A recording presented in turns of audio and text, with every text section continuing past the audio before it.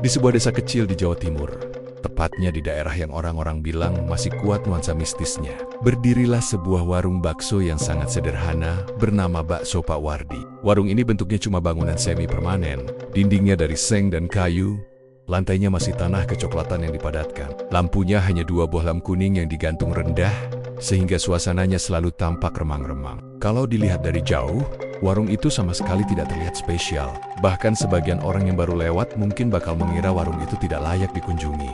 Tapi anehnya, warung itu nggak pernah sepi. Setiap hari dari pagi sampai hampir tengah malam, selalu ada saja orang yang mampir. Ada ojol yang mangkal sambil menunggu order, ada karyawan pabrik yang mampir setelah lembur, ada warga desa yang sekadar beli bungkus, sampai anak-anak muda yang cari makan murah meriah. Dan semuanya datang karena satu hal, kuah hitam nia, kuah yang warnanya gelap pekat seperti tinta, tapi baunya, baunya itu unik sekali. Ada aroma gurih yang kuat, bercampur dengan wangi rempah yang menggugah selera. Tapi di saat yang sama, ada sesuatu yang membuat siapapun yang menghirupnya merasakan bulu kuduk berdiri. Aroma itu entah kenapa selalu membawa sensasi seperti sedang diperhatikan oleh sesuatu yang tidak terlihat di antara para pelanggan itu. Ada seorang mahasiswa perantauan bernama Satria. Dia tinggal di kos-kosan kecil dekat balai desa. Orangnya biasa saja, nggak terlalu pemberani tapi juga nggak penakut. Dan seperti mahasiswa umumnya, dia mencari tempat makan yang murah, enak, dan porsi banyak. Warung Bakso Pak Wardi jadi salah satu favoritnya. Awalnya, Satria cuma ikut-ikutan teman kosnya. Mereka bilang kuah hitam di warung itu nagih parah.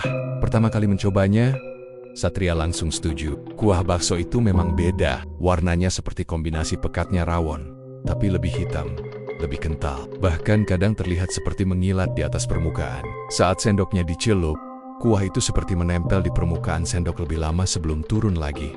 Aneh, tapi enak, dan itu yang membuat orang-orang terus balik. Namun ada momen tertentu yang membuat Satria merasa tidak nyaman. Setiap kali ia menyesap kuah itu, entah kenapa ia merasakan sensasi dingin merayap pelan di tengkuknya. Seperti ada yang meniupkan napas dingin tepat di belakang telinganya. Bahkan pernah satu kali ketika ia sendirian makan di warung tersebut, ia merasa seseorang sedang berdiri di belakang kursinya. Tapi begitu ia menoleh, tidak ada siapa-siapa. Ia pikir itu cuma halusinasi. Hingga suatu malam, kejadian aneh mulai muncul dalam bentuk mimpi. Mimpinya selalu sama. Satria duduk di sebuah ruangan gelap.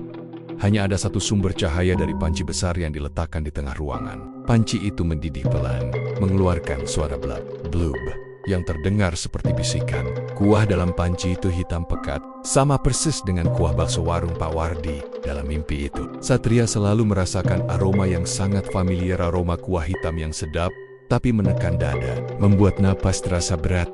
Lalu muncul sosok wanita pertama kali. Wujud wanita itu hanya terlihat dari rambutnya yang panjang, terurai sampai menutupi sebagian wajah. Tapi setiap mimpi, Satria melihat wajah wanita itu semakin jelas. Kulitnya pucat kibu-abuan, pipinya seperti meleleh, matanya cekung dalam, dan bibirnya sobek sampai ke pipi seakan ada yang merobeknya dari luar. Wajah itu muncul dari balik panci, perlahan bangkit seakan tubuhnya tersembunyi di dalam kuah hitam. Wanita itu mendekat, dan suaranya selalu sama. Opo kowe seneng rasane? Neng kene, akeh sing mbok durung ngerti. Apa kau suka rasanya? Di sini, banyak yang belum kau ketahui. Setiap bangun dari mimpi, Satria selalu berkeringat dingin. Nafasnya memburu, jantungnya berdetak cepat. Yang paling membuatnya merinding adalah aroma kuah hitam itu, seperti ikut terbawa ke dalam mimpinya.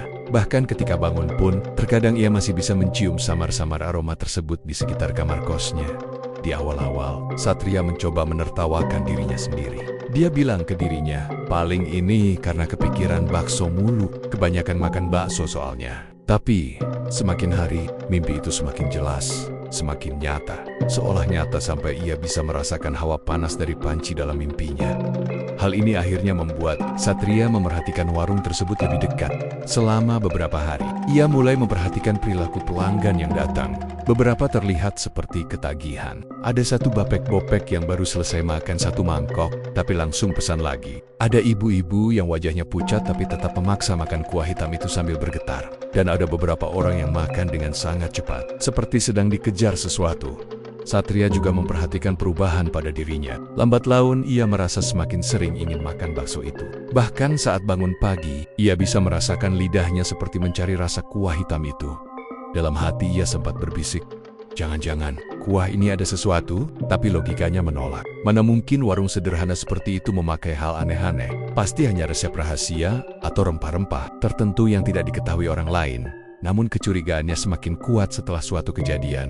Malam itu, Satria datang sendirian. Warung tampak sedikit sepi. Hanya ada 2 pelanggan lain yang duduk dengan kepala menunduk, seperti tidak ingin bicara dengan siapa-siapa. Pak Wardi sibuk di dapur belakang. Satria duduk di meja favoritnya dekat dinding kayu. Ia memesan seperti biasa, 1 porsi bakso dengan kuah hitam ekstra sot ea makon. Satria berpikir aroma kuah itu terasa lebih kuat dari biasanya. Lebih menusuk. Ada sensasi seperti mencium bau tanah basah bercampur darah segar, tapi samar-samar. Ia berusaha mengabaikannya. Tapi setiap kali ia menyesap kuahnya, sensasi dingin menjalar dari lidah sampai ke tulang punggung. Setelah beberapa suap, ia mendengar sesuatu. Suara lirih seperti seseorang berbisik tepat di belakangnya. Matur nuwun, wis mangan kuahku. Terima kasih, sudah memakan kuahku. Satria langsung menoleh cepat. Tidak ada siapa-siapa. Kedua pelanggan tadi masih sibuk makan. Tidak ada yang memerhatikannya. Ia mencoba menenangkan diri, tapi tangannya sedikit gemetar. Ia mengusap pelipisnya. Aku berlebihan, pikirnya. Ini pasti karena mimpi-mimpi itu. Namun rasa penasaran mengalahkan rasa takut.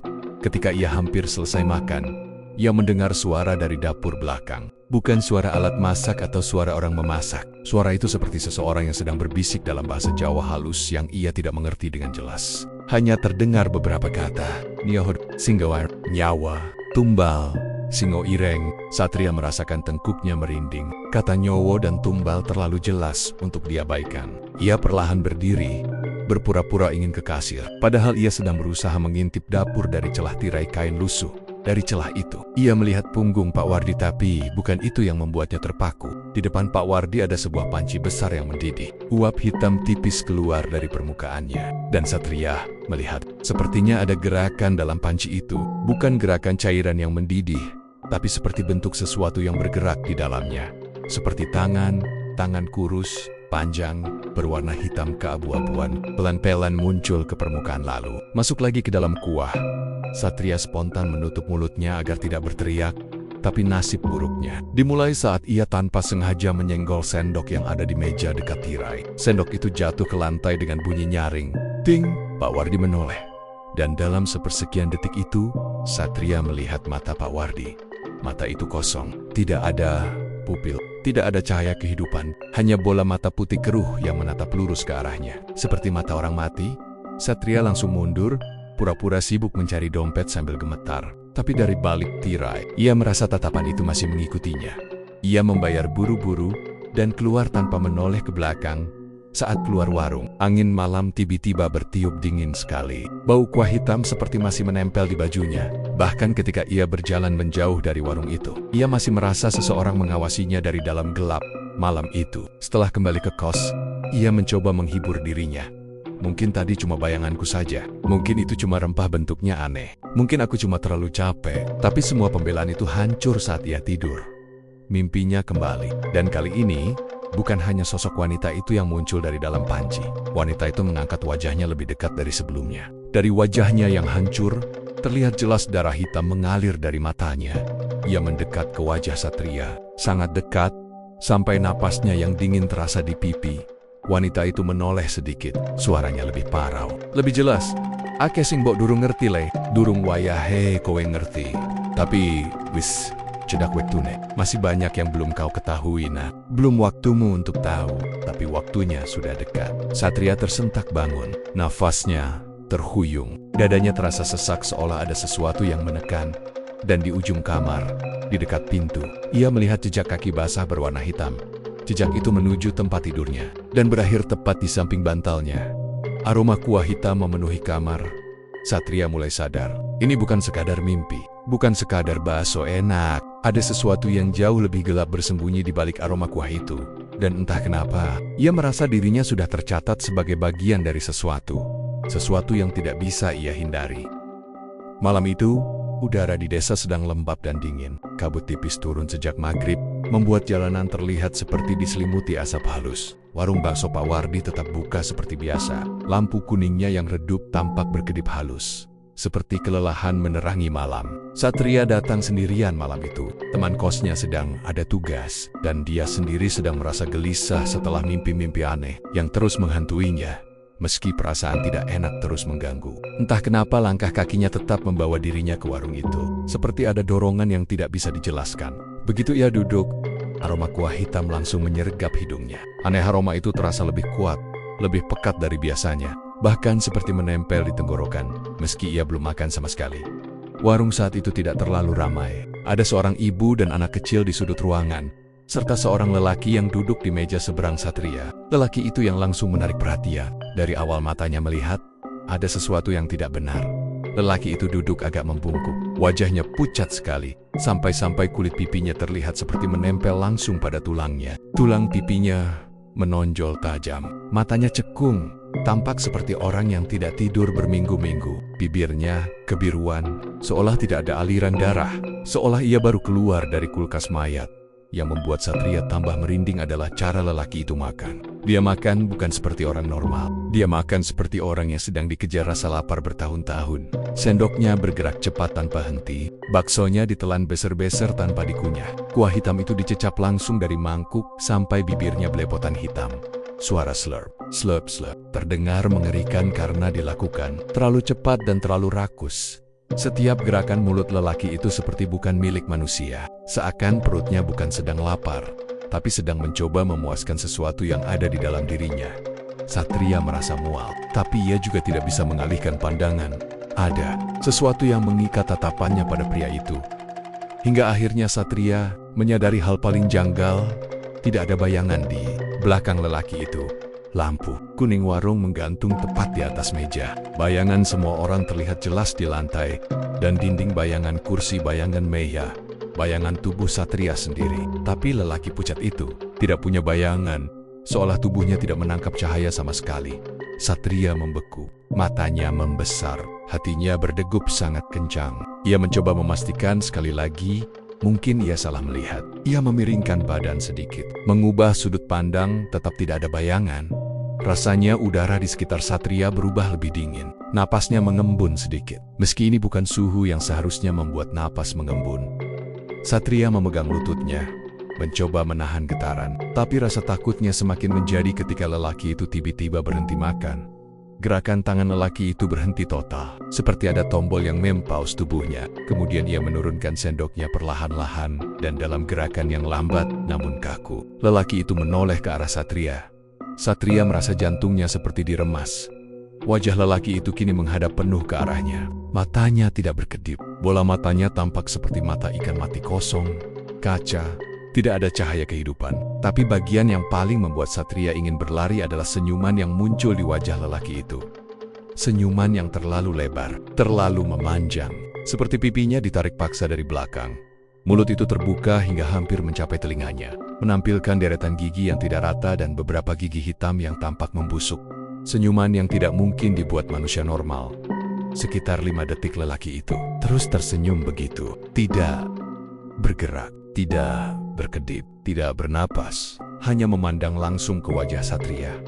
Satria tidak bisa bergerak. Tubuhnya, keringat dingin mengalir dari pelipis. Bahkan suara dari luar warung seperti hilang seolah dunia hanya menyisakan 2 makhluk. Dia dan lelaki itu. Tiba-tiba lelaki itu berdiri.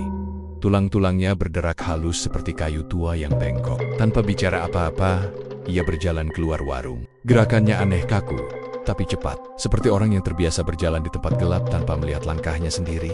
Pintu warung berbunyi kriat saat ia mendorongnya. Setelah pintu itu menutup, suara rakus tadi langsung hilang. Yang tersisa hanyalah keheningan tebal yang membuat dada Satria sesak.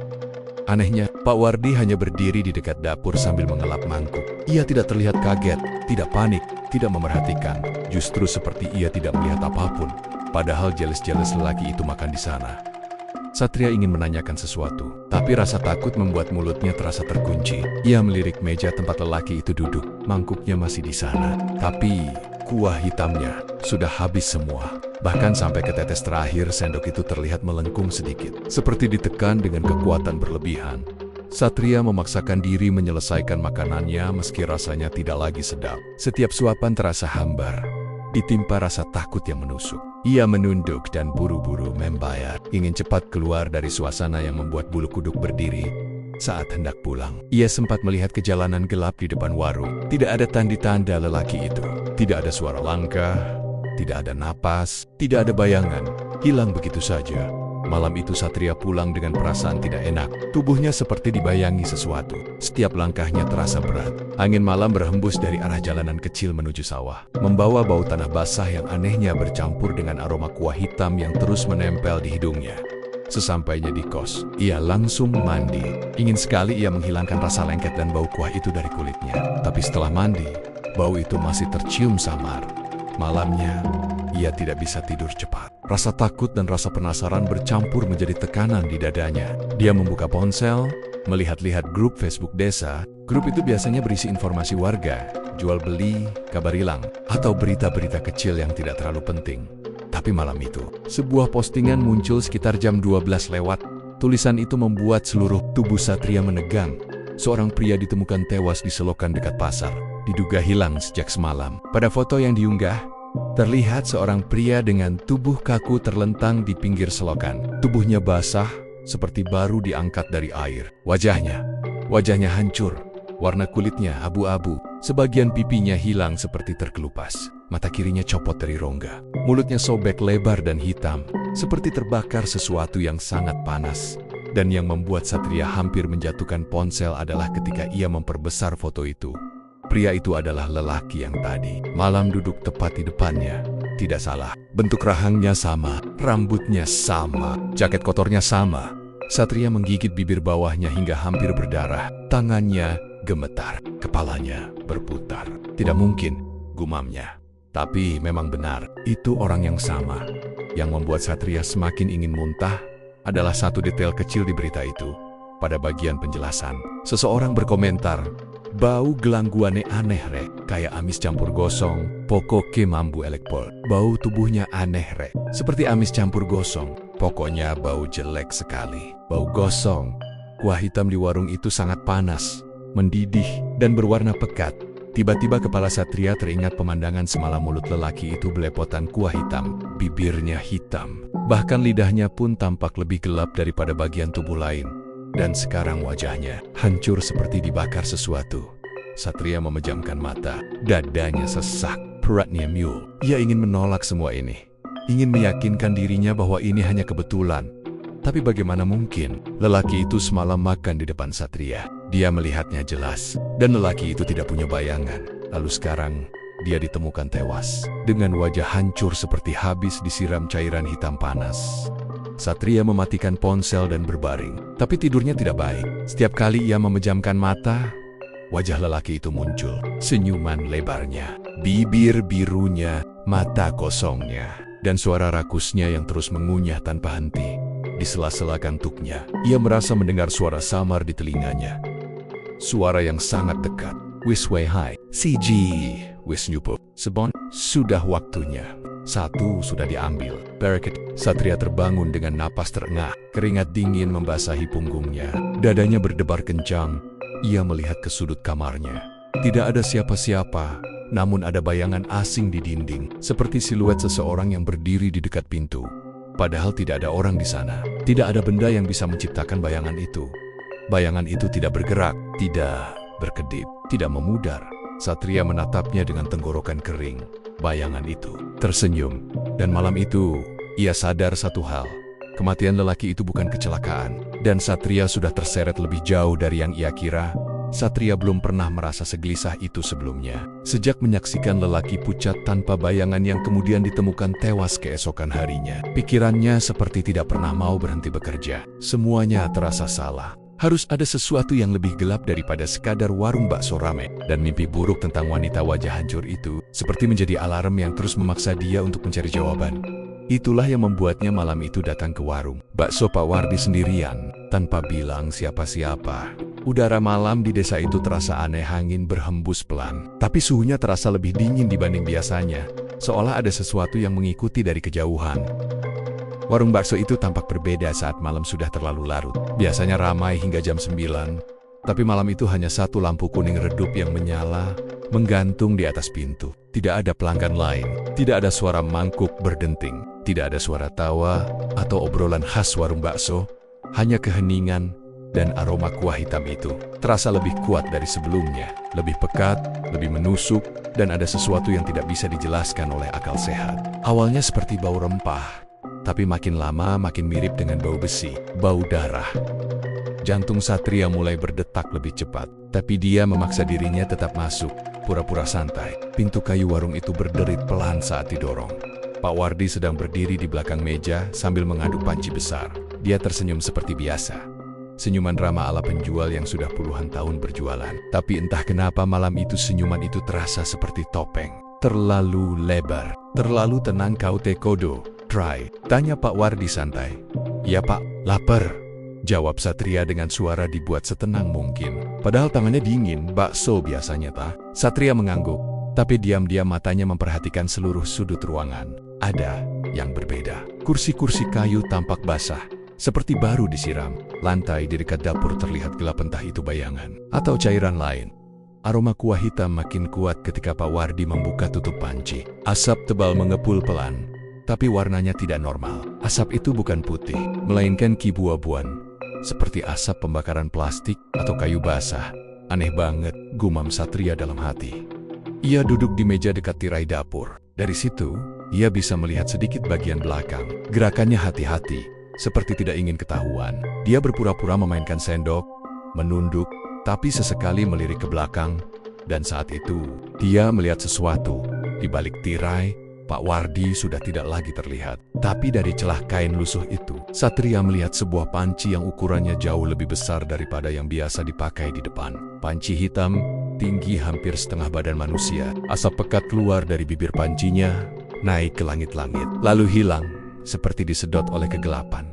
Tapi yang paling membuat bulu kuduknya berdiri adalah suara lirih yang datang dari panci itu. Suara seperti sesuatu yang mendidih, bukan hanya karena panas, melainkan seperti bird. Dan di antara suara gelembung mendidih itu, ia bisa mendengar sesuatu yang mirip seperti bisikan. Seolah ada seseorang, yang sedang berusaha berbicara dari dalam panci. Enggi, ngene iki kok rapenak yo, batin Satria yang mulai merinding. Lalu tiba-tiba, suara Pak Wardi terdengar jelas dari dalam dapur. Suaranya rendah, berat, dan berbeda dari suara ramah yang biasa ia gunakan ketika melayani pembeli. Satria menajamkan pendengarannya, dan apa yang ia dengar membuat tubuhnya kaku. Pak Wardi sedang melafalkan mantra, bahasa Jawa kuno, terdengar jelas, lirih, tapi penuh tekanan. Singo ireng, njupuk nyawo, iki kanggo rejekiku. Nada suaranya seperti memohon, sekaligus memerintah. Satria menelan ludah, napasnya tercekat. Mantra itu terasa aneh, terasa salah, dan terasa terlalu nyata. Kata njupuk nyawo membuat tengkuknya seketika meremang. Tapi sebelum ia bisa berpikir lebih jauh, sesuatu bergerak dari dalam panci besar itu. Awalnya kecil seperti bayangan yang terguncang oleh air, lalu makin besar, makin jelas, makin nyata. Seperti ada sesuatu yang mencoba naik ke permukaan. Satria memicingkan mata melihat dari celah tirai.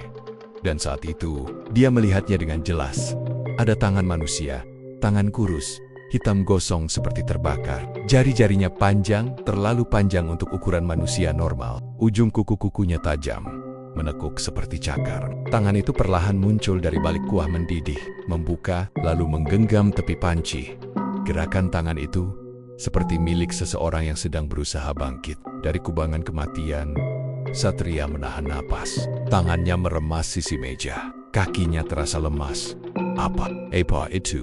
Gumamnya sangat pelan. Tapi seolah tangan itu bisa mendengar, jemarinya bergerak ke arah celah tirai, meraba-raba udara, seperti mencari seseorang, mencari mangsa. Satria mundur sedikit, perlahan, berusaha tidak membuat suara.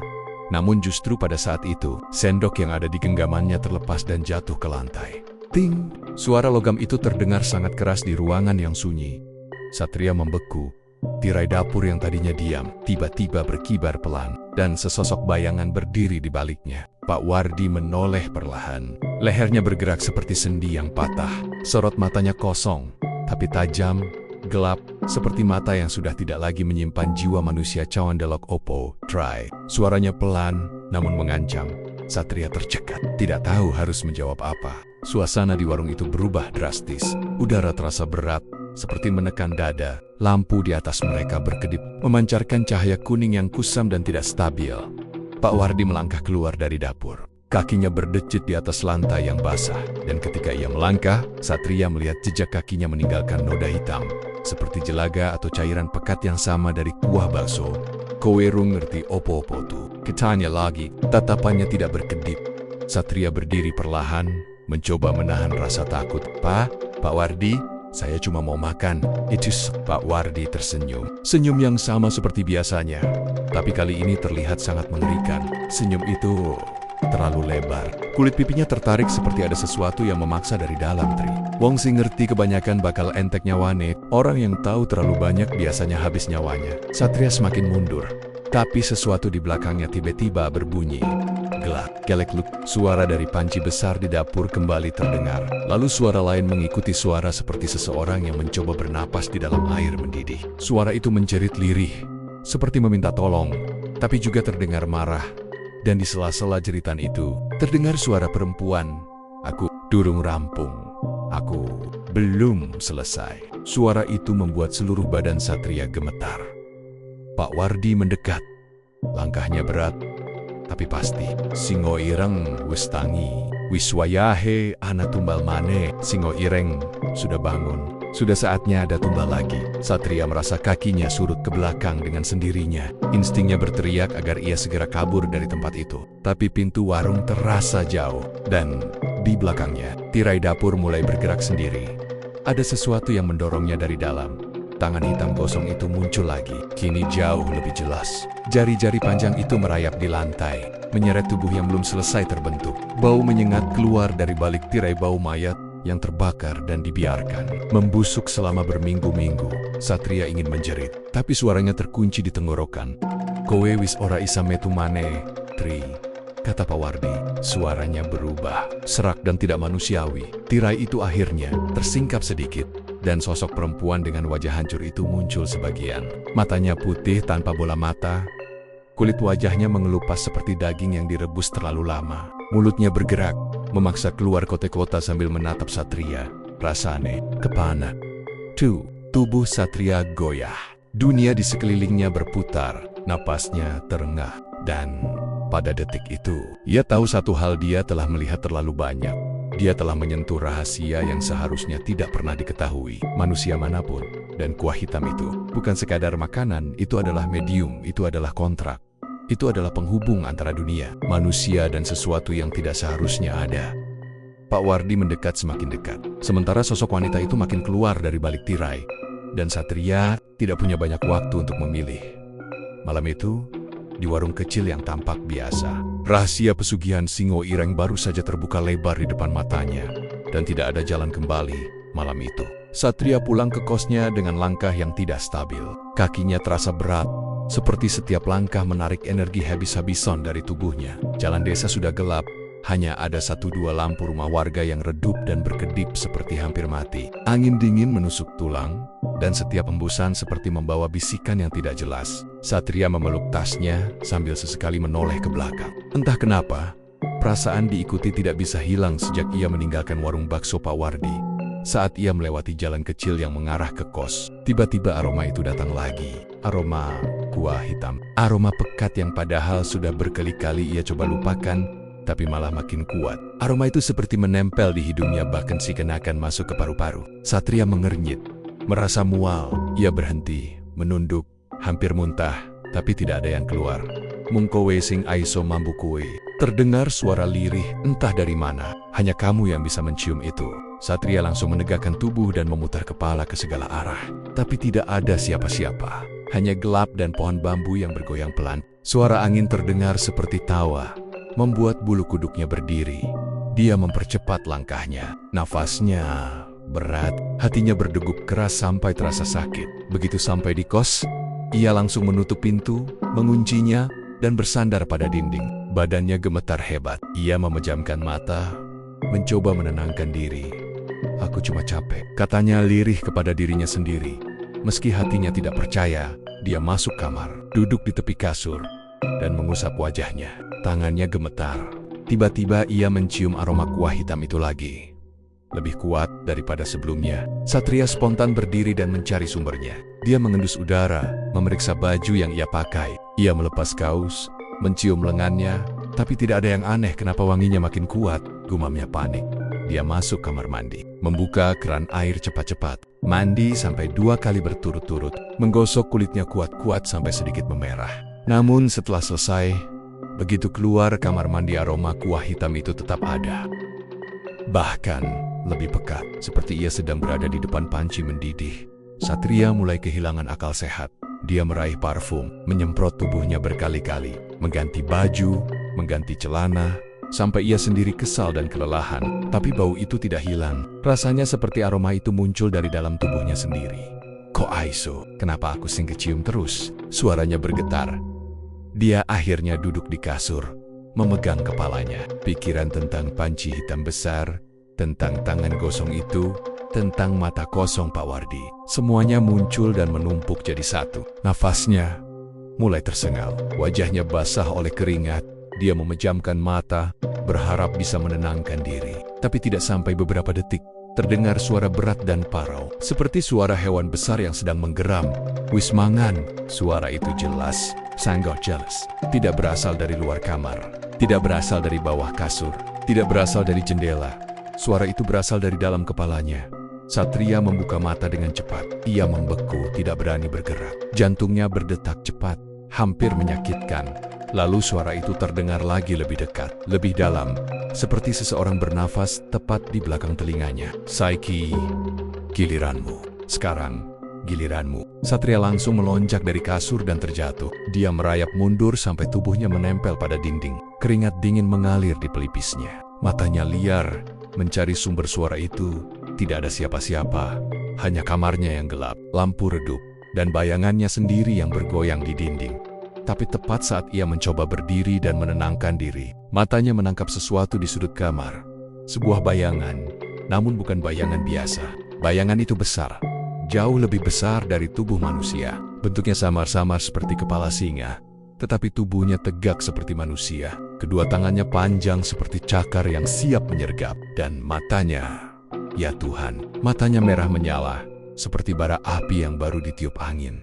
Satria ingin menjerit, tapi tenggorokannya terkunci. Suaranya tidak keluar. Tubuhnya menolak bergerak. Rasanya seperti ada tangan tak terlihat yang mencengkram dadanya. Bayangan itu bergerak sedikit. Hanya sedikit, tapi cukup untuk membuat seluruh tubuh Satria membeku. Napasnya terputus-putus. Ia merasa seperti jiwanya keluar dari badan. Bayangan itu mendekat, pelan, namun pasti, suara itu berat sekali. Hampir seperti raungan bercampur suara manusia yang terdistorsi. Suwe aku melayani sing membutuhake rezeki. Sudah lama aku melayani yang meminta rezeki. Satria tidak bereaksi, matanya terpaku. Tapi saiki, sampean wis weruh luwih akeh. Tapi sekarang, kau sudah melihat terlalu banyak. Satria akhirnya menyenggol lampu meja dengan tangannya yang gemetar. Menyalakannya, cahaya kuning terang menyebar ke seluruh ruangan. Bayangan itu langsung menghilang, raib begitu saja. Tapi bekas cakaran panjang, dalam dan hitam menempel di dinding kamar. 3 garis jelas, seperti cakaran makhluk besar. Catnya terkelupas, debu dan serpihan kecil berjatuhan. Wujudnya terlalu realistis untuk disebut halusinasi. Satria mendekati dinding dengan langkah gontai, mencoba menyentuh bekas goresan itu. Dan saat jarinya menyentuh, ia menarik tangannya sepat-sepat karena goresan itu sangat panas. Seperti baru saja dibuat, jantungnya semakin kacau. Ini beneran, nyata. Suaranya bergetar hebat.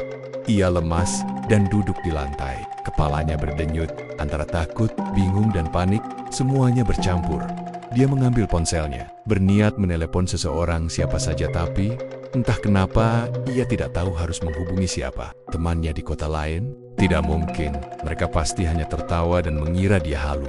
Pak RT? Nggak mungkin juga. Dan lebih buruk lagi, layar ponselnya tiba-tiba bergetar, notifikasi baru, muncul *1 pesan baru dari kontak tak dikenal. Wiswayahe, sudah saatnya. Satria langsung melempar ponsel itu menjauh dan menutup mulutnya dengan tangan. Air mata keluar tanpa ia sadari. Bukan karena sedih, tapi karena ketakutan yang sudah melebihi batas. Dia menatap arah sudut kamar. Tidak ada bayangan itu. Tapi ia tahu satu hal. Makhluk itu tidak pergi. Ia hanya menghilang sementara. Rasanya seperti ada sesuatu yang bersembunyi di balik udara. Seperti ada mata yang mengamati dalam kegelapan. Satria memeluk lututnya, mencoba mengatur napas. Aku harus kabur, aku harus keluar dari desa ini. Katanya pada dirinya sendiri, suaranya patah. Tapi pikirannya mengingat sesuatu. Sosok wanita wajah hancur dari panci. Mata kosongnya, suaranya yang mengerikan, dan tangan hitam gosong yang seakan meraih dirinya. Satria bergidik hebat, dan tiba-tiba, ia sadar hal yang paling mengerikan. Aroma kuah hitam itu tidak hilang, bahkan makin kuat. Sampai-sampai ia merasa sedang tenggelam di dalamnya. Dia meraih ponselnya lagi dengan tangan yang gemetar. Menatap layarnya yang retak karena dilempar tadi. Ia membuka pesan yang masuk. Isi pesannya hanya 3 kata. Aja Melayu Tri, jangan lari Tri. Jantungnya hampir berhenti. Karena pesan itu dikirim oleh namanya sendiri, nama pengirim. Satria, ini enggak masuk akal, bisiknya. Tiba-tiba lampu kamar berkedip. Kemudian padam. Seluruh kamar gelap. Gelap total. Tidak ada cahaya dari luar. Tidak ada suara dari luar. Hanya napasnya sendiri yang terdengar. Dan di tengah kegelapan itu, ada suara napas lain. Berat, panjang, seperti napas binatang. Dari sudut kamar yang sama, sudut tempat bayangan. Itu muncul tadi. Satria menutup mata. Air matanya jatuh deras. Gusti, tolong aku. Tuhan, tolong aku. Tapi suara itu malah semakin dekat. Nafasnya semakin terdengar jelas. Which way he tried. Sudah waktunya Tri. Makhluk itu sedang menunggu. Dan Satria sadar, pesugihan Singo. Ireng bukan sekadar ritual. Itu adalah perjanjian. Dan begitu seseorang melihat sisi gelapnya, ia otomatis menjadi bagian dari tumbal. Satria berjalan cepat menyusuri jalanan kampung yang mulai gelap. Angin sore terasa lebih dingin dari biasanya. Seperti ada sesuatu yang mengikutinya sejak keluar dari rumah. Setiap langkah yang ia ambil selalu diiringi suara gesekan dedaunan yang entah kenapa terdengar lebih jelas dari sebelumnya. Ia beberapa kali menoleh ke belakang, memastikan bahwa tak ada yang membuntuti. Tapi tetap saja rasa tidak nyaman itu tidak hilang. Tujuannya hanya satu, menemui Mbah Rono. Seorang dukun tua yang katanya bisa melihat yang tidak terlihat. Orang kampung menyebutnya orang sakti. Tapi bukan yang suka macam-macam. Justru dialah yang sering dipanggil kalau ada gangguan gaib, kesurupan, atau rumah yang dihuni makhluk tak jelas. Rumah Mbah Rono berada di pinggir desa, agak masuk ke daerah persawahan yang gelap. Satria baru sadar betapa sepinya jalan menuju rumah itu ketika hari sudah mulai malam. Di kejauhan, lampu-lampu rumah terlihat redup, seperti menolak memberikan penerangan penuh. Satria menggenggam ponselnya lebih erat, berharap sinar layarnya bisa sedikit menenangkan hatinya. Namun, rasa takut itu tak bisa ia abaikan. Setelah kejadian semalam saat ia melihat kuah hitam itu bergolak sendiri. Seperti ada sesuatu yang bergerak di dalamnya. Satria tahu ada sesuatu yang salah. Dan sepanjang hari, bayangan itu terus mengikuti kepalanya. Semakin ia ingat, semakin tubuhnya merinding. Ketika ia akhirnya sampai di depan rumah Mbah Rono. Suasana rumah itu membuat bulu kuduknya berdiri. Rumahnya sederhana. Dinding kayu tua, atap genteng yang beberapa bagian menghitam karena usia. Lampu minyak menggantung di teras, memancarkan cahaya kuning redup yang bergoyang-goyang diterpa angin.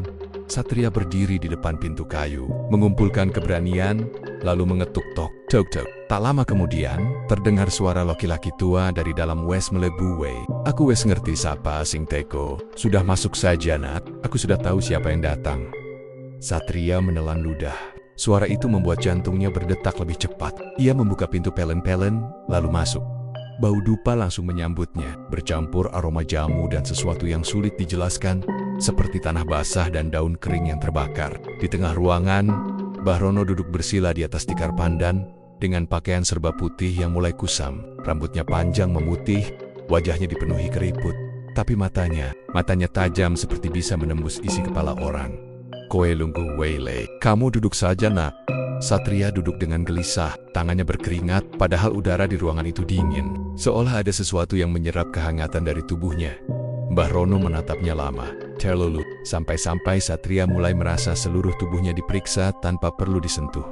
Aku wis krungu saka warga, kata Mbah Rono perlahan. Warung baso kuah ireng kui wis dadi omongan sak kampung. Nanging kowe sing tekaning kene, mesti ana sing luwih abot. Satria menarik napas panjang, lalu mulai bercerita. Dari awal hingga akhir. Dari rasa penasaran terhadap warung bakso itu, kuah hitam yang aromanya aneh tapi memikat, hingga kejadian semalam saat ia melihat kuah di mangkuknya bergejolak, seperti ada mata yang mengintip dari dasar mangkuk.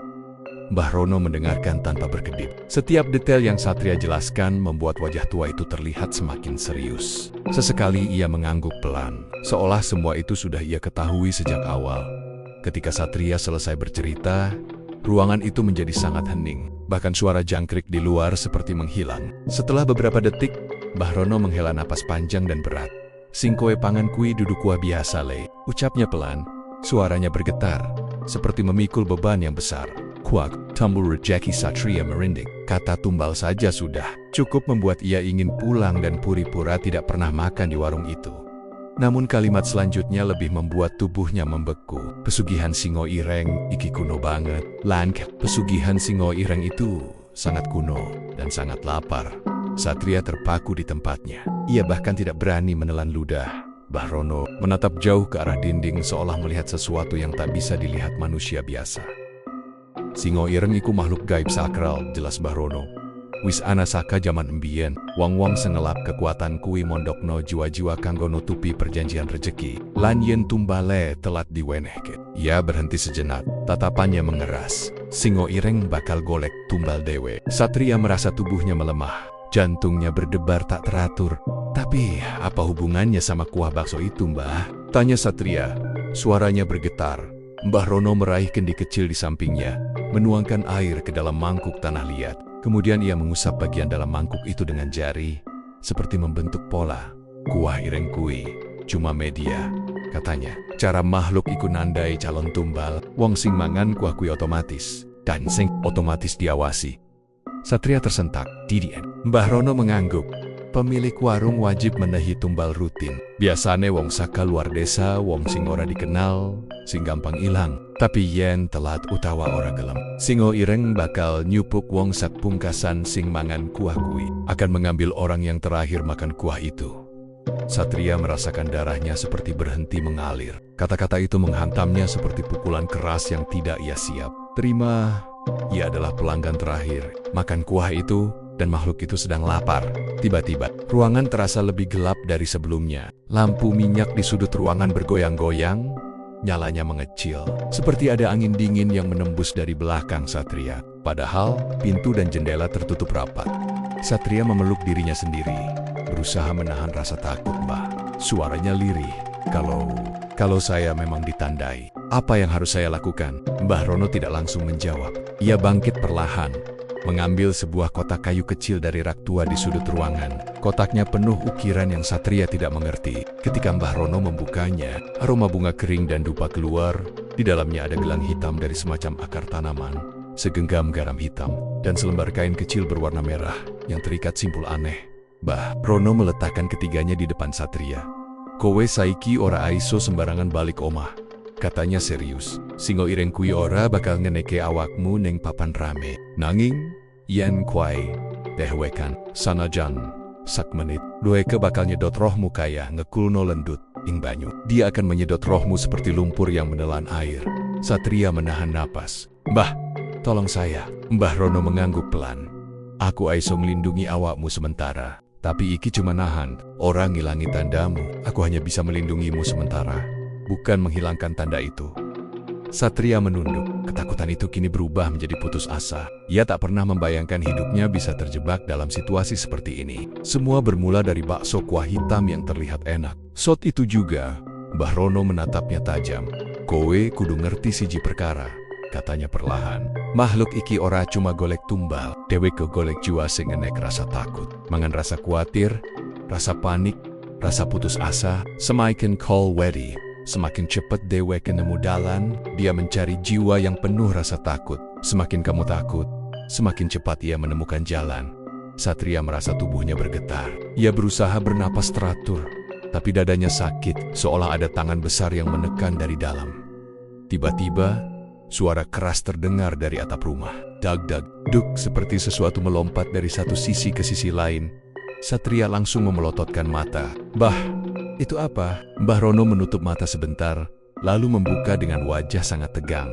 "Dueke wus nemo kake awakmu, dia sudah menemukanmu." Suara itu makin keras. Atap kayu berderak seperti hampir patah. Satria gemita. "Mbah, dia datang sekarang!" Mbah Rono buru-buru mengambil garam hitam, menaburkannya mengelilingi Satria dalam lingkaran yang rapat.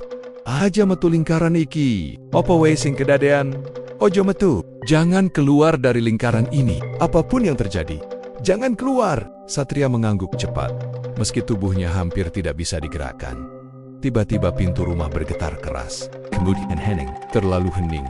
Dan dari atas atap, terdengar suara napas. Berat dan panjang. Seperti napas binatang besar. Campuran antara harimau dan sesuatu yang lebih tua. Lebih lapar. Bahrono berdiri di depan Satria, membacakan mantra dengan suara cepat. Suaranya bergetar, tapi kuat. Tangannya bergerak cepat membentuk pola-pola di udara. Lampu minyak tiba-tiba padam. Ruangan menjadi gelap total. Satria tak bisa melihat apapun, namun ia bisa merasakan sesuatu. Ada yang turun dari atap, berat berjalan di lantai kayu. Ada bau tanah, bau bangkai, dan bau kuah hitam yang semalam ia cicipi. Napas makhluk itu semakin dekat, tepat di belakangnya. Dan suara itu berbisik pelan. Sampai sing terakhir. Satria hampir menjerit, tapi suaranya tercekat. Tubuhnya gemetar tanpa kendali. Air mata mengalir tanpa ia sadari. Di tengah kegelapan itu, Mbah Rono berteriak, "Satria, tutup mata!" Ojode ide, LNG. Jangan dilihat. Namun terlambat. Satria refleks menoleh, dan ia melihatnya, bayangan besar. Tubuh seperti singa, tapi seluruh bulunya hitam pekat seperti asap. Matanya merah menyala, giginya panjang dan basah seolah baru selesai memakan sesuatu. Dan dari tubuhnya, menetes cairan hitam pekat seperti kuah bakso itu. Satria menjerit keras, namun makhluk itu justru semakin dekat. Mulutnya terbuka lebar, siap melahap. Satria seakan membeku. Dunia terasa melambat. Tiba-tiba, cahaya terang meledak dari tangan Mbah Rono. Ruangan bergetar hebat. Bayangan itu menjerit dengan suara menggelegar, yang membuat lantai rumah bergetar. Makhluk itu terlempar ke belakang, menghantam dinding, lalu menghilang dalam kepulan asap hitam. Napas Satria tersengal-sengal. Tubuhnya seperti habis disedot seluruh energinya. Ia jatuh berlutut, hampir pingsan. Mbah Rono memegang pundaknya dengan tangannya yang bergetar. "Kowe durung selamat, Lek," katanya lirih. "Iki mong ditunda. Deweke bakal bali. Lan yen bali maneh. Ora ana tinggal iso nyegah deweke, kecuali siji perkara." Satria mengangkat wajah dengan lemah. Apa yang harus saya lakukan? Dan dengan wajah yang penuh bayangan ketakutan, Mbah Rono berbisik, "Kowe kudu ngerti sapa sing ngegawe perjanjian kuwi. Yen ora dheweke bakal teka maneh, lan sak meneh iki kanggo nyawamu." Hujan mulai turun sejak sore. Tapi menjelang malam derasnya semakin menggila. Butir-butir air menghantam genteng kos-kosan seperti ribuan batu kecil, memantul dan menimbulkan suara tak beraturan yang membuat suasana tambah mencekam. Angin malam ikut mengaum, meniupkan udara dingin yang menusuk sampai ke tulang. Daun-daun pohon mangga di halaman depan berkibar, seperti hendak terlepas dari dahannya.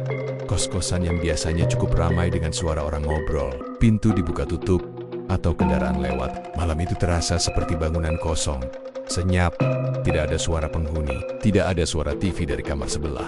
Bahkan suara jangkrik pun seperti lenyap tertelan badai.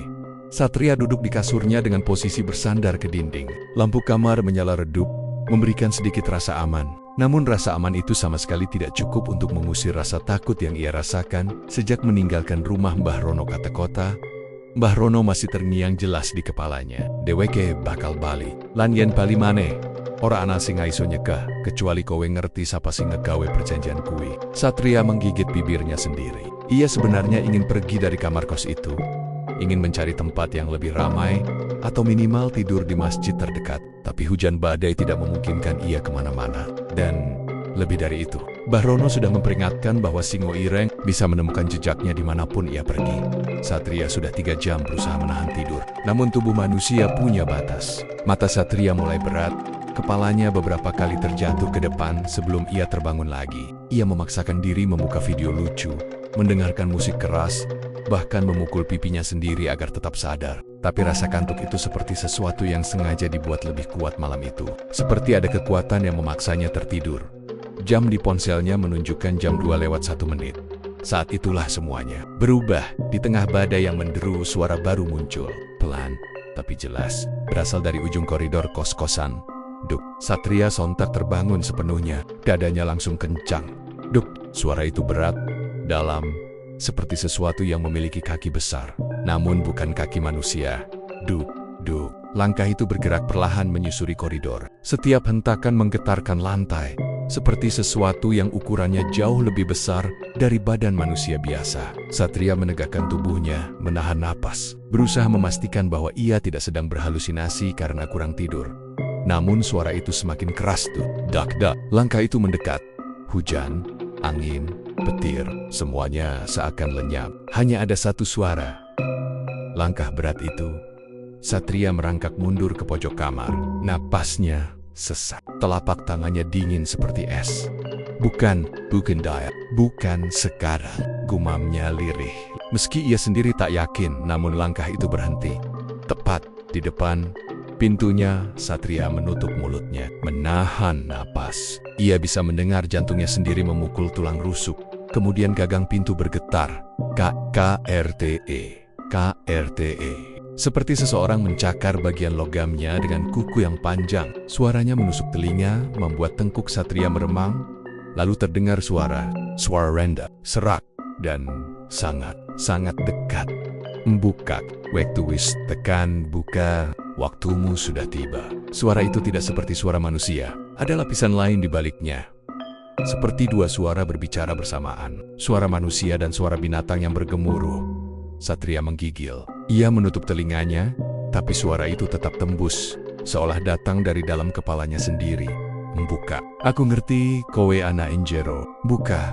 Aku tahu kau di dalam. Pintu mulai bergerak. Pegangan pintu bergoyang makin keras. Kunci pintu berderak seperti hampir patah. Satria melompat dan menahan pintu dengan seluruh tubuhnya. Kakinya menekan lantai. Punggungnya menahan dorongan dari luar. Namun sesuatu di luar sana lebih kuat. Jauh lebih kuat. Pintu bergetar hebat, membuat debu dari kusen jatuh seperti hujan. Satria menahan dengan semua tenaga. Napasnya terengah. Tubuhnya berkeringat dingin. Matanya hampir menangis. Tolong, jangan sekarang. Jangan masuk. Gumamnya ketakutan. Lalu, bau itu muncul. Bau kuah hitam, bau pekat, amis, tajam, seperti campuran darah, rempah basi dan sesuatu yang busuk. Bau itu menguasai kamar dalam hitungan detik, seolah ada panci besar berisi kuah iblis yang ditumpahkan di lantai kamarnya. Satria terbatuk-batuk, muntah sedikit di lantai, tapi rasa mual itu tidak hilang. Bau itu bukan sekadar bau, rasanya merayap masuk ke hidung, ke dada, ke otak, seolah bau itu hidup. Dari celah kecil di bawah pintu, cairan hitam mulai keluar. Warnanya pekat, sangat hitam. Seperti tinta, namun bukan tinta biasa. Cairan itu bergelembung. Setiap gelembung pecah mengeluarkan aroma lebih busuk dari sebelumnya. Cairan itu menyebar perlahan di lantai kamar, seperti makhluk kecil yang bergerak menuju kakinya. Satria menjerit kecil dan mundur naik ke atas kasur. Halah, iki, opo maneh, astaga. Ini apa lagi? Cairan itu terus merayap, membentuk alur seperti mengikuti jejak panas tubuh Satria. Seperti tahu kemana harus pergi. Lampu kamar mendadak berkedip. Satria menatap lampu itu dengan ngeri. Kok, jangan mati, bisiknya. Namun tentu saja, lampu padam. Gelap total. Hanya suara hujan, suara cairan yang mengalir, dan suara langkah berat yang kini tidak terdengar dari luar. Tapi dari dalam kamar, langkah itu terdengar pelan. Tek-tek, Satria membeku. Tubuhnya, ia mencoba menelan ludah. Tapi tenggorokannya kering. Ia tak bisa berteriak, tak bisa bergerak, tak bisa bernapas dengan normal. Derap langkah itu mendekat dari belakang, tepat dari sudut gelap di mana cahaya ponselnya tidak menjangkau. Seluruh kamar dipenuhi aroma busuk yang membuat mata pedih. Satria merasakan sesuatu menatapnya dari belakang. Nafasnya memendek, dadanya seperti dicekik dari dalam. Kemudian, di balik telinganya terdengar suara geraman pelan. Ger, suara itu sangat dekat. Terlalu dekat, seperti ada sesuatu yang menempel di punggungnya. Napas panas makhluk itu menghembuskan bau busuk langsung ke tengkuknya. Membuat rambutnya berdiri, Satria ingin menjerit, tapi suaranya hilang. Ia ingin memutar badannya, tapi tubuhnya seperti membatu. Sampean, suara itu berbisik dalam bahasa Jawa yang pelan namun tegas. Sing pungkasan mangan kuahku, kaulah yang terakhir makan kuahku. Satria menangis tanpa suara, air matanya mengalir deras. Makhluk itu menggeram lagi, lebih keras. Suara yang membuat isi perut seperti terpelintir. Kamar terasa semakin dingin. Bahkan napas Satria terlihat seperti uap di udara, meski tidak ada alasan logis untuk itu. Dari kegelapan, tangan atau cakar makhluk itu terangkat perlahan, menyentuh pundak Satria. Permukaannya dingin, licin, basah, seperti lendir. Satria hampir pingsan, kepalanya berputar. Waktumu wis tekan, waktumu sudah tiba. Makhluk itu menarik napas panjang, seolah menikmati aroma ketakutannya. Satria, dalam keputusasaan total, meraih sesuatu di samping kasurnya gelang akar pemberian Bahrono. Ia menggenggamnya kuat-kuat, berharap benda kecil itu memang punya kekuatan seperti yang Bahrono bilang. Begitu gelang itu menyentuh kulitnya, ruangan mendadak bergetar. Suara menggelegar terdengar dari atas. Petir menyambar sangat keras, membuat jendela bergetar seperti ingin pecah, dan sesuatu terjadi. Cahaya kecil sangat kecil muncul dari gelang di tangan Satria. Cahaya itu tidak menyilaukan, tapi hangat, menyebar perlahan seperti bara api. Makhluk di belakangnya meraung. Suara raung yang membuat bulu kuduk berdiri dan darah terasa membeku. Cakar yang menyentuh pundak. Satria terlepas. Langkah itu mundur, tapi tidak kabur, tidak pergi, hanya mundur beberapa langkah. Satria berbalik dengan tubuh gemetar. Dalam cahaya redup dari kilatan, petir yang masuk lewat celah jendela, ia melihatnya. Sosok besar, lebih besar dari manusia manapun, berdiri membungkuk di sudut kamar. Tubuhnya hitam seperti bayangan padat, matanya merah membara, bergerak liar seolah menahan amarah. Mulutnya besar, dengan gigi panjang runcing yang basah oleh cairan hitam. Di sekitar tubuhnya, cairan kuah iblis itu menetes, jatuh ke lantai, dan membuat lantai berasap. Satria hampir muntah. Melihatnya dari dekat, napas makhluk itu mengeluarkan uap hitam. Satria, suara itu memanjang, menggema seperti berasal dari banyak mulut sekaligus. Aja ngelawan, kowe wis dadi dueku. Jangan melawan, kamu sudah menjadi milikku. Makhluk itu mendekat lagi, perlahan. Setiap langkah membuat lantai kayu melengkung seakan tidak sanggup menahan beratnya. Satria menutup mata. Ia tahu gelang itu hanya penunda, bukan penyelamat. Makhluk itu semakin dekat. Uap panas busuknya menyentuh wajah Satria. Cakar itu terangkat. Satria bersiap menerima, tapi tiba-tiba lantai kamar bergetar hebat, lebih besar dari sebelumnya. Sesuatu memecah ketegangan itu. Suara keras seperti seseorang mengetok pintu dengan kekuatan tidak manusiawi. Bom, bam bam. Lalu suara laki-laki tua terdengar dari luar. Satria, ojo, buka pintune. Nyawamu isi. Aiso dislametek. Satria, jangan buka pintunya. Nyawamu masih bisa diselamatkan. Itu suara Mbah Rono. Makhluk itu menoleh ke arah pintu. Ia menggeram panjang. Marah, sangat marah. Dan sebelum Satria bisa bergerak, makhluk itu menghilang dalam dentuman keras. Menguap menjadi kabut hitam yang berterbangan, Satria terjatuh ke lantai. Tubuhnya gemetar hebat. Napasnya terputus-putus. Ia merangkak ke arah pintu dengan sisa tenaga. Membuka kunci, membuka pintu. Dan begitu pintu terbuka, Mbah Rono berdiri di depan kamar dengan wajah pucat, basah kuyup kehujanan, dan sorot mata penuh kekhawatiran. Leh, katanya, pelan. Deweke wisme, untuk nyawamu. Satria tak sanggup menjawab. Ia hanya menangis dalam ketakutan. Mbah Rono memegang bahunya. Wektun wis orasu. Yen kau pengen kowe kudu ngerti sejatin sapa sing ngegawe pesugihan kui. Dan sebelum Satria sempat bertanya, dari ujung koridor terdengar raungan panjang yang menggema, membuat seluruh bangunan berguncang. Singo Ireng belum menyerah, dan ia akan kembali. Pagi itu, sinar matahari belum sepenuhnya naik ketika suara gaduh dari lorong kos membuat beberapa penghuni mulai keluar dari kamar masing-masing. Udara masih terasa dingin, tapi ada aroma aneh yang tiba-tiba menusuk hidung seperti bau kuah basi yang terlalu pekat, bercampur sesuatu yang mirip bau besi berkarat. Pemilik kos, Bu Lastri, berdiri tepat di depan pintu kamar Satria yang terbuka setengah. Tubuhnya gemetar sambil memegangi gagang pintu, seakan takut untuk masuk sepenuhnya. Dari luar, semua orang sudah bisa melihat bahwa ada sesuatu yang salah. Kamar itu berantakan, bukan seperti kamar orang yang tidur dan bangun terburu-buru. Meja belajar terjungkir, kipas angin roboh, kasur terlipat tak karuan seperti diseret paksa. Bahkan lemari pakaian terbelah seperti ada sesuatu yang menghantamnya dari dalam. Pakaian Satria berhamburan di lantai bercampur serpihan kayu, sobekan kasur, dan noda hitam yang mengering di beberapa titik. Tapi yang paling mengganggu perhatian bukanlah itu semua, melainkan aroma kuah hitam yang masih terasa menyengat. Sama persis seperti aroma yang Satria ceritakan beberapa hari sebelumnya. Di tengah kamar, tepat di lantai yang dingin, ada satu mangkuk kosong. Mangkuk itu tampak seperti baru digunakan. Tetapi di dasar mangkuk ada sisa kuah hitam yang sudah mengering. Warnanya pekat, teksturnya seperti lendir, dan baunya sangat menusuk hingga membuat salah satu penghuni kos muntah di lorong. Entah kenapa, mangkuk itu terasa seperti sumber dari semua kekacauan yang kini terlihat di kamar Satria. Bu Lastri memanggil nama Satria berulang kali. Suaranya bergetar. Tidak ada jawaban. Semua orang mulai menyadari bahwa sosok pemuda itu tidak terlihat dimanapun. Mereka mencari ke sudut-sudut kamar, ke kamar mandi, bahkan di bawah tempat tidur yang sudah terbalik tetap tidak ada. Yang mereka temukan hanyalah satu hal yang membuat bulu kuduk berdiri, sekaligus membuat suasana pagi itu berubah menjadi mimpi buruk. Bekas cakaran besar di dinding. Cakaran itu panjang, dalam, dan tidak mungkin dibuat manusia. Garis-garisnya seperti bekas cakar hewan besar, tetapi tidak ada hewan sebesar itu yang pernah masuk ke kos tersebut. Cakarannya merusak hampir setengah bagian dinding, seperti ada sesuatu yang mengamuk dari dalam kamar dan berusaha keluar. Ketika diraba, permukaannya terasa kasar, bahkan masih menyisakan serpihan cat dan semen yang jatuh ke lantai. Semakin lama mereka menatapnya, makin jelas terlihat bahwa bentuk cakaran itu tidak beraturan, seperti dibuat oleh makhluk yang terluka, marah, atau kelaparan. Di antara heningnya suasana yang dipenuhi ketakutan, tiba-tiba salah satu penghuni kos berteriak histeris setelah mencium bau yang semakin kuat dari mangkuk itu.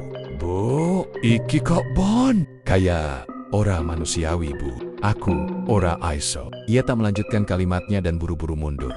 Bu Lastri, yang mulanya berusaha tegar, kini lututnya melemas. Ia terduduk di lantai lorong sambil menutup wajahnya, berdoa pelan, memohon agar apapun yang terjadi pada Satria bukanlah sesuatu yang mengerikan, seperti yang mereka bayangkan.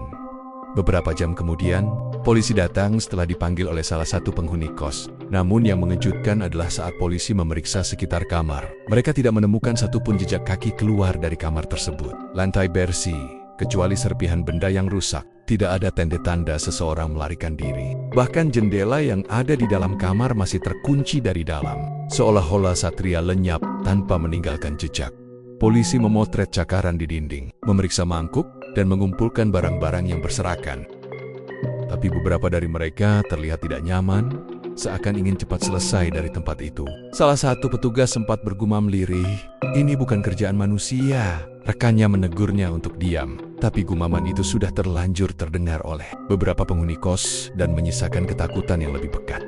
Setelah pemeriksaan usai, semua orang diminta menjauh dan kamar itu dipasangi garis polisi. Namun bau kuah hitam itu tetap tidak hilang. Meski jendela sudah dibuka lebar, bau tersebut seperti menempel pada udara, merayap ke lorong kos, membuat beberapa orang merasa mual atau pusing setiap kali lewat. Malam pun tiba, tetapi ketakutan tidak pergi bersama pergantian waktu. Justru, suasana kos menjadi semakin mencekam.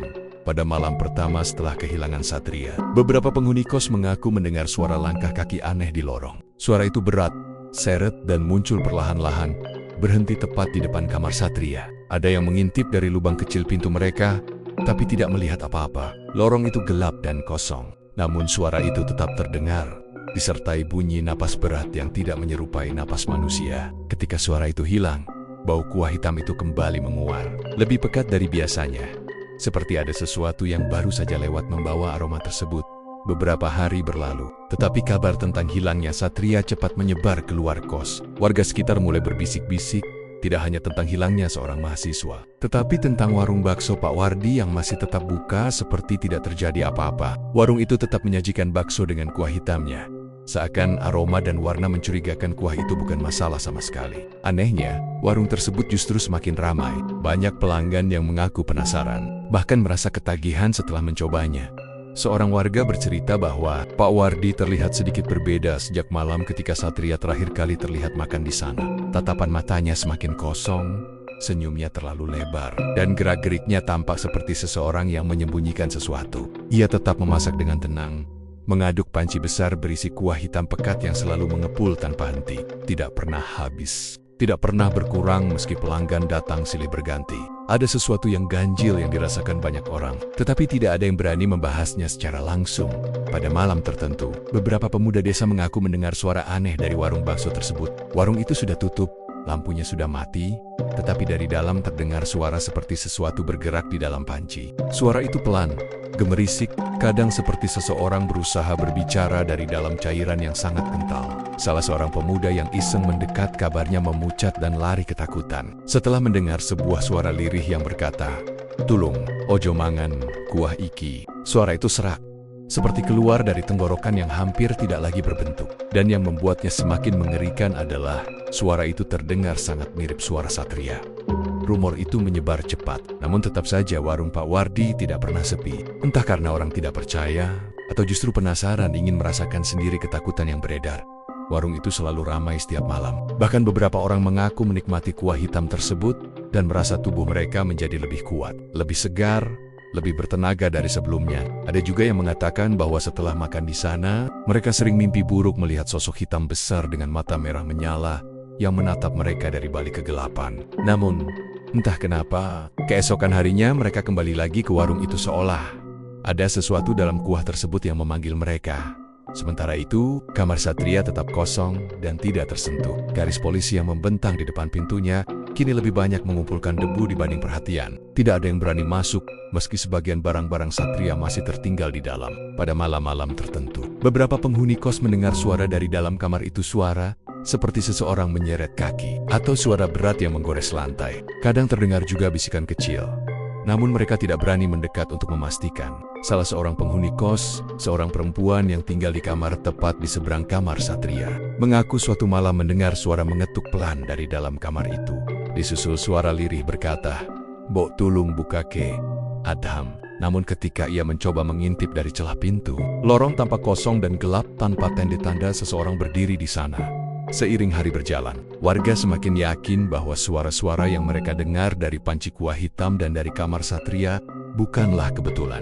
Mereka percaya bahwa sesuatu telah terjadi pada Satria, sesuatu yang tidak dapat dijelaskan dengan logika biasa. Ada desas-desus bahwa Satria bukan hilang, melainkan berubah. Bahwa kuah hitam itu bukan hanya makanan, tetapi sesuatu yang jauh lebih mengerikan, sesuatu yang membutuhkan tumbal, atau mungkin mengubah siapapun yang memakannya menjadi bagian dari dirinya. Salah satu warga yang cukup tua, Mbah Kromo, mengatakan bahwa ia pernah melihat makhluk besar berkeliaran di sekitar warung bakso itu pada malam hari. Makhluk itu berjalan membungkuk, tubuhnya gelap dan basah, dengan napas berat yang mengeluarkan aroma kuah hitam. Saat makhluk itu menatapnya, mata Mbah Kromo terasa panas seperti terbakar. Makhluk itu kemudian menghilang di balik bayangan pohon. Tetapi suara langkahnya tetap terdengar, seperti kaki yang diseret dengan berat. Ketika Mbah Kromo mencoba menceritakan hal itu kepada warga lain, mereka menganggapnya berhalusinasi. Tetapi ekspresi ketakutannya terlalu nyata untuk sekadar kebohongan. Beberapa hari kemudian, seseorang mengaku melihat sesuatu bergerak di sekitar kamar Satria pada malam hari. Sosok itu muncul di lorong selama beberapa detik. Tubuhnya tinggi, lebih besar dari manusia biasa, dan kulitnya tampak basah seperti baru keluar dari genangan air pekat. Saat sosok itu bergerak, aroma kuah hitam mendadak memenuhi seluruh lorong, membuat orang yang melihatnya hampir pingsan. Namun sebelum ia bisa berteriak, sosok itu sudah menghilang di balik kegelapan. Warung bakso Pak Wardi tetap buka sampai sekarang, tidak pernah tutup, tidak pernah berhenti menyajikan kuah hitamnya yang selalu mengepul setiap malam. Pelanggan tetap berdatangan, meski rumor semakin liar. Ada yang percaya, ada yang menganggap semua itu hanya cerita untuk menakut-nakuti. Namun satu hal pasti, tidak pernah ada yang bisa menjelaskan asal suara dari dalam panci pada malam tertentu. Terkadang suara itu terdengar seperti seseorang menangis, kadang seperti seseorang menahan sakit yang tidak tertahankan, kadang seperti suara seseorang yang mencoba memperingatkan siapapun yang mendengarnya. Dan setiap kali suara itu muncul, kuah hitam dalam panci tampak bergetar pelan, seperti ada sesuatu yang hidup di dalamnya, mencoba keluar, atau mungkin meminta pertolongan. "Tulong, ojo mangan, kuah iki." Suara itu semakin jelas, semakin sering muncul, dan bagi mereka yang pernah mendengar suara Satria sebelum menghilang, suara itu terdengar sangat mirip. Seolah Satria masih ada di suatu tempat bukan sebagai manusia lagi, melainkan sebagai bagian dari sesuatu yang jauh lebih mengerikan. Dan malam-malam di desa itu tidak pernah banner-banner tenang lagi.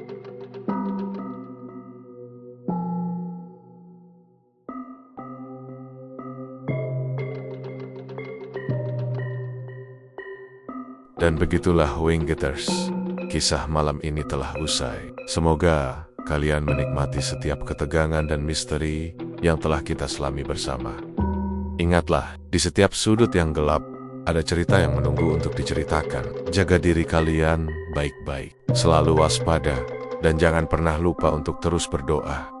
Terima kasih sudah menemani saya malam ini. Jangan lupa untuk like, subscribe, dan nyalakan lonceng notifikasi agar tidak ketinggalan kisah-kisah menyeramkan lainnya dari Lawana Winkit. Sampai jumpa di episode berikutnya. Tetaplah berani, Wingwriters. Wassalamualaikum warahmatullahi wabarakatuh.